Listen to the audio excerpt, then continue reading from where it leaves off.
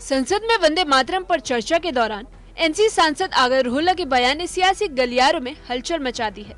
उन्होंने कहा कि वंदे मातरम राष्ट्रगीत है और इस पर किसी को ऐतराज नहीं। उन्होंने साफ कहा कि संविधान सबको आस्था और पहचान के अनुसार जीने की आजादी देता है और इस स्वतंत्रता को जबरदस्ती की भावना से नहीं छीना जा सकता। नेशनल सॉन्ग वंदे मातरम पे डिस्कशन हो रहा है सुबह से, और मैं ये समझता हूँ कि इस मुल्क में इस नेशनल सॉन्ग के साथ किसी का ना एतराज़ है, ना कोई दो राय है। एहतराम है हर किसी का इस सॉन्ग को लेके, मगर मसला सिर्फ तब पेश आता है जब जो तकरीरें सुबह से इस तरफ से हुई, बीजेपी की तरफ से और लाइक माइंडेड जो इनकी पार्टीज़ है, जब ये कहा गया कि हिंदुस्तान में रहना है तो वंदे मातरम गाना है। ये कहा गया कि आप तभी इस मुल्क के बाशिंदे हो जब आप ये गाना गाओगे। एतराज तब शुरू होता है।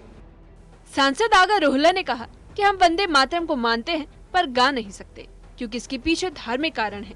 उनका कहना था कि मुसलमान होने की स्वतंत्रता भी उतनी अहम है जितनी देश की संवैधानिक पहचान। मातरम को नेशनल सॉन्ग मानते हैं, हम सब मानते हैं, आप गाते हैं, हम नहीं गा सकते हैं। इसकी एक वजह है और उस वजह की आजादी हमें इस मुल्क के आईन ने ही दी है।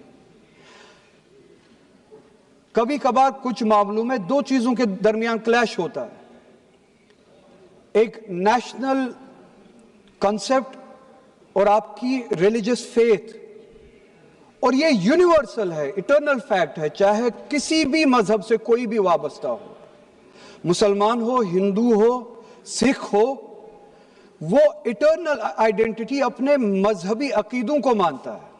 आजादी इस चीज के लिए हिंदू के हिंदू होने की आजादी, और इसी तरह से मुसलमान के मुसलमान होने की आजादी, सिख के सिख होने की आजादी, और वो आजादी आप मुझसे छीन नहीं सकते हैं, किसी भी नाम पे नहीं छीन सकते, किसी भी दबाव में नहीं छीन सकते, किसी भी सिख से उसके मजहब की आजादी नहीं छीन सकते, किसी भी हिंदू से उसकी मजहब की आजादी नहीं छीन सकते, और किसी भी मुसलमान से उसके मुसलमान होने की आजादी नहीं छीन सकते।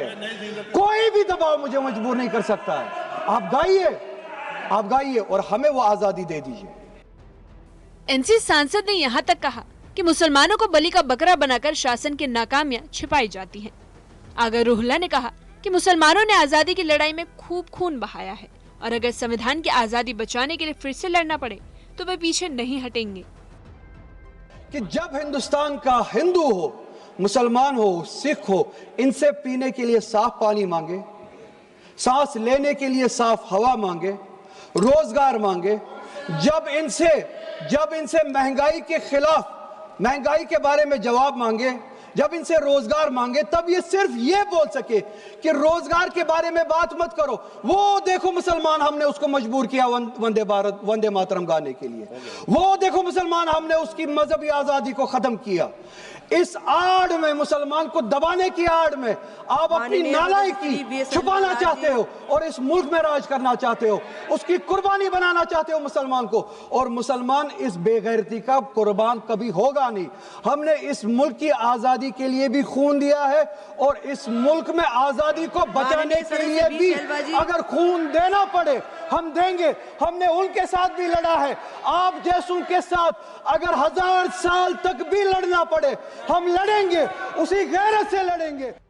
सांसद आगा रोहल्ला के इस बयान पर जम्मू कश्मीर बीजेपी के वरिष्ठ नेता और विधायक RS पठानिया ने तीखा हमला किया है।